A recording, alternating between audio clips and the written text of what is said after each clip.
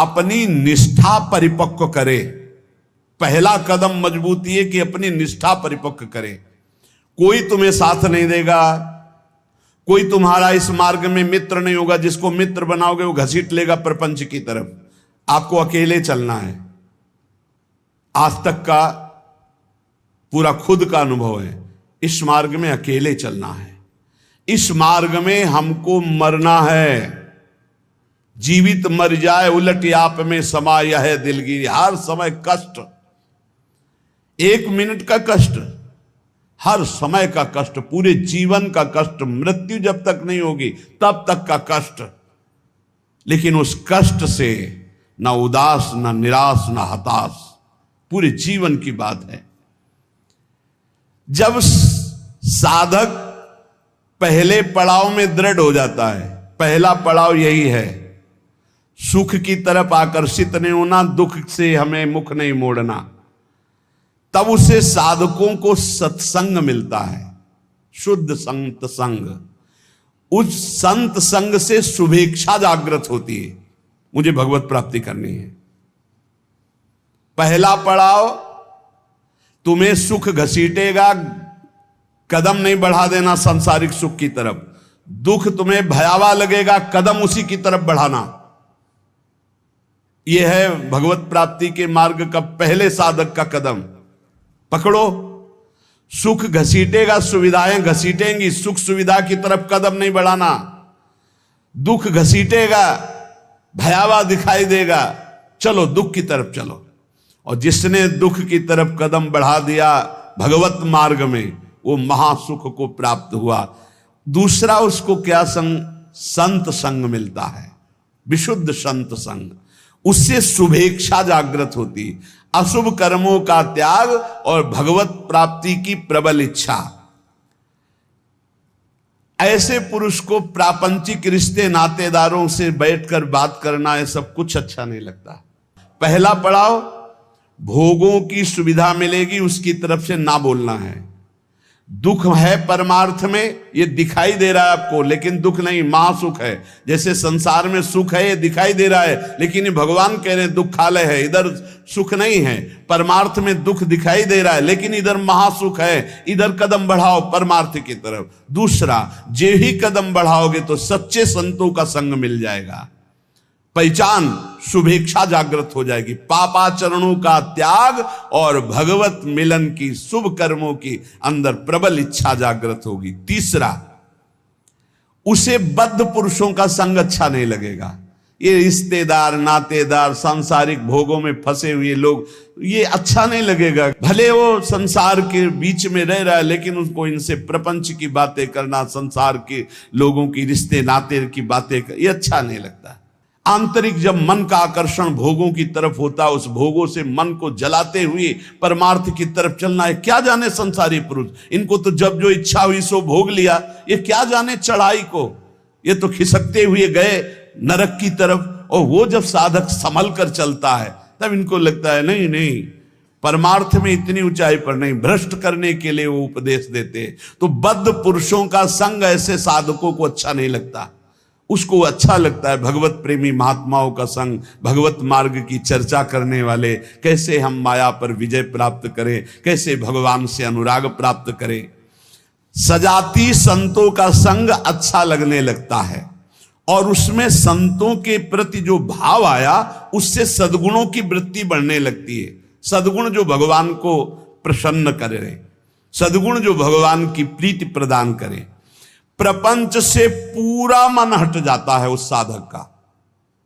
चौथी स्थिति आई, प्रपंच से पूरा मन हट जाता, बिल्कुल अच्छा नहीं लगता। जैसे स्वप्न झूठा, ऐसे संसार झूठा दिखाई देने लगता है। उमा कहूं मैं अनुभव अपना, सत हरि भजन जगत सब सपना। तब उसका हृदय, बहुत ध्यान देने योग्य, भगवान अपनी तरफ घसीटने लगते हैं। इतनी स्थिति के बाद ये संयोग वही बनाते हैं। श्री तुकाराम जी कहते हैं, फिर चित्त ऐसा घसीटते हैं, देव वसे ज्याचे चित्तिम त्याची घड़ावी संगति। ऐसा चित्त घसीटा कि अब तड़पड़ाहट प्रकट हो गई, व्याकुलता प्रकट हो गई भगवत मिलन की चाह की। फिर भगवान सिद्ध सदगुरुदेव की समर्पण वृत्ति करवाते हैं। इसके बाद, इतने के बाद सिद्ध सदगुरुदेव की समर्पण वृत्ति कराते हैं। और जहां सिद्ध सदगुरुदेव की समर्पण वृत्ति हुई, उसके आचार विचार चिंतन सब उसी कोटि होने लगे। महापुरुषों का प्रभाव होता है कि बहुत कम समय में, जो हजारों वर्ष की साधना से नहीं होता, कम समय में परिवर्तन प्रारंभ होना शुरू हो जाता है। उसमें वो सब सामर्थ्य आने लगती, वो सद्गुण आने लगते हैं जिससे वो प्रभु को रिझा सके। ये बातें कभी नहीं होनी चाहिए वैष्णव में। पराई स्त्री का काम भाव से स्पर्श, संयोग, दृष्टि, चिंतन, संभाषण पूर्ण रूप से त्याग होना चाहिए। पराई स्त्री की वैष्णवजन गृहस्थ भी होते हैं, वैष्णवजन विरक्त भी होते हैं। तो जो गृहस्थ हैं वो अपनी स्त्री में धर्मानुकूल, और जो विरक्त हैं भगवत भाव से। पहला वर्ज, पर स्त्री के प्रति दोष दर्शन, पर स्त्री के प्रति भोग वृत्ति की भावना बिल्कुल त्याग दे, नहीं भगवत मार्ग में आगे नहीं बढ़ पाएगा। दूसरा, छल कपट आदि करके दूसरे का धन अपहरण करने की बात रखना कभी नहीं होना चाहिए। दिखावा करके, दंभ करके, पाखंड करके, किसी भी तरह से दूसरे से धन ऐंठने की इच्छा रखना, फिर आप वैष्णव पद्धति में फिसल जाएंगे, आगे नहीं बढ़ पाएंगे। तीसरा, किसी की भी निंदा करना नहीं करना है। पर निंदा बिल्कुल ना सुननी है ना करनी है। अगर वैष्णव धर्म में स्थित रहना है, परम आनंद प्राप्त करना है, पहला नियम किसी भी माता बहन के प्रति काम भाव नहीं। दूसरा नियम किसी के भी धन को किसी भी तरह से ठगाई ना करे। तीसरा, पर निंदा ना सुने ना पर निंदा करे। चौथा, जो संतों ने भोजन निषेध किया वो नहीं करना चाहिए। मांस,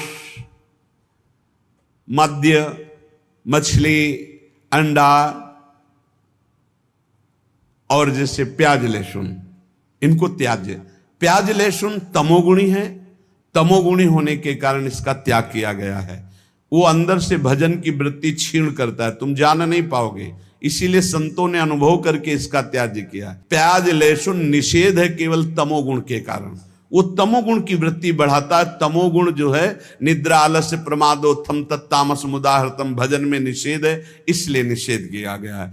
और मद्य, मांस, मछली, अंडा ये तो बिल्कुल निषेध किया गया है। वैष्णव होकर अगर इनकी तरफ या भक्त होकर जरा भी ऐसी दृष्टि रखता है तो पाखंडी है, वो भक्त नहीं है जो ऐसे जीवों को कष्ट देकर अपना उदर पोषण करना चाहे।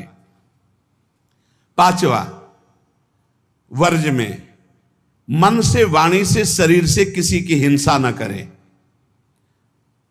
ये काया वाचा मानुषा अगर किसी को दुख देता है तो भगवत मार्ग में नहीं चल पाएगा। इसलिए भगवत मार्ग पुष्ट करने के लिए स्वयं कष्ट सहे, दूसरों को कष्ट न दे।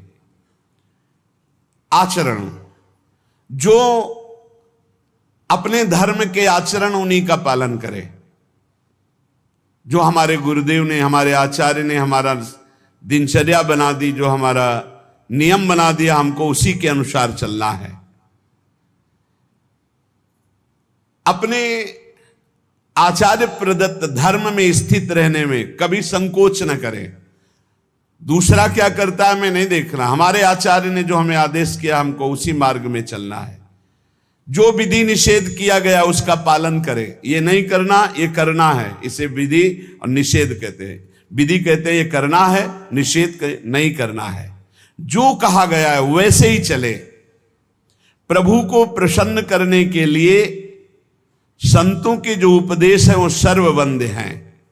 इसलिए अपने धर्म के अनुसार जो आचार्य ने आपको उपदेश किया, गुरु ने उपदेश किया, जो ऐसे चलता है वो कर्म बंधनों पर विजय प्राप्त कर लेता है।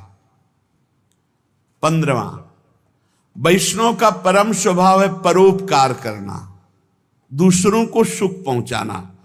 सर्वम विष्णुमयम जगत, सब भगवत स्वरूप है।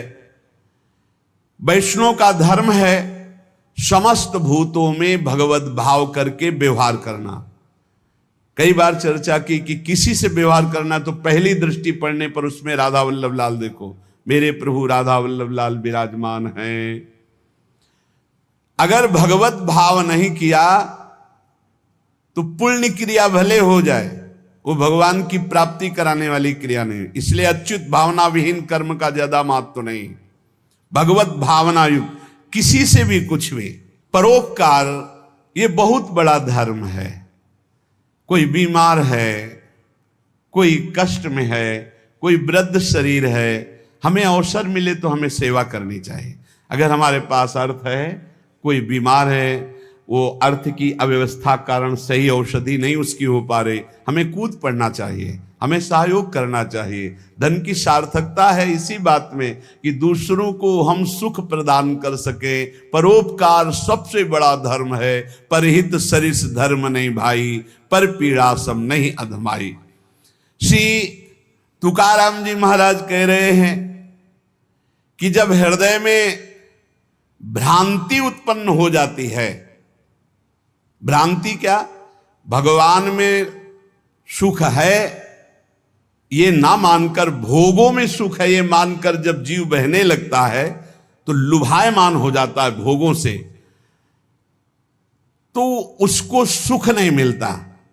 यद्यपि जहां भोग भोग रहा है वहां भी परमात्मा है, क्योंकि परमात्मा के बिना कहीं कोई सत्ता ही नहीं। तो कह रहे हैं वो ऐसे लोग हैं जैसे जोंक या चीचड़, जैसे थन के पास ही वो चीचड़ लिपटा हुआ है, पर वो दूध नहीं पिएगा, वो खून चूसेगा। ऐसे ही जहां तुम भोग दृष्टि कर रहे हो वही परमात्मा है, उसमें ही परमात्मा है। और सही पूछो तो वही परमात्मा है, क्योंकि जड़ चैतन्य वही बना हुआ है। तुम जिसे भोग दृष्टि से देख रहे हो, चीचड़ की तरह तुम दुख भोग रहे हो, उस सुख सिंधु परमात्मा को नहीं समझ पा रहे।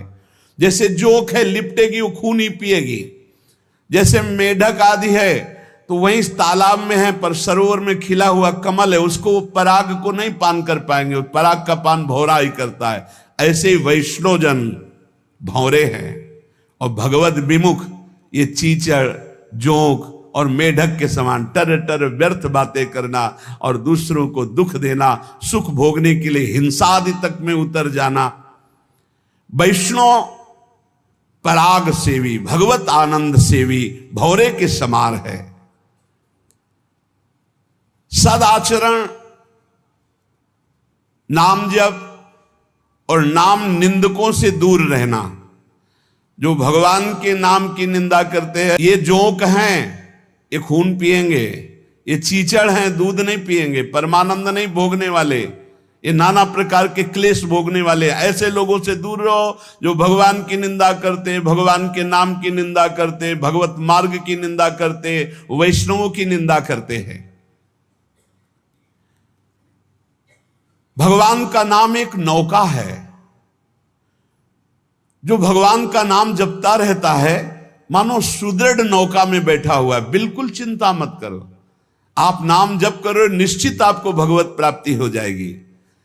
श्री तुकाराम जी कहते, भव सिंधु के पार ले जाने वाली सुदृढ़ नौका नाम है। बस बैठ गए नाम में तो अब किसी की मत सुनो, ये आपको पार कर देगी। और तो और की बात रे, गोस्वामी जी कह रहे, नाम लेत भव सिंधु सुखाही, करहु विचार सुजन मन माही। नाम लेते भव सिंधु सूख जाएगा, है ही नहीं जहां पार होना हो। खूब नाम जप। ये देखो बड़े बड़े महापुरुषों की बातें हम इसलिए खोज खोज कर आपको सुनाते हैं, आपका दृढ़ विश्वास हो जाए। नाम एक सुदृढ़ नौका है। जो खूब नाम जप करता है वो सुदृढ़ नौका में बैठा हुआ भव समुद्र पार हो रहा है। बिल्कुल किसी की बात मत सुनो। बड़े बड़े सिद्ध महापुरुषों के जीवन चरित्रों को पढ़ के देख लो, केवल भगवान नाम से ही सिद्ध हुए हैं। जितने भी उच्च कोटि के महापुरुष हुए, तुकाराम जी सदैव भगवान के धाम को गए, जितने भी महापुरुष हुए आप उनके चरित्रों को पढ़ के देखो, आपको नाम मिलेगा। नाम, जीवन में नाम जितना उतने ही वो महापुरुष हुए।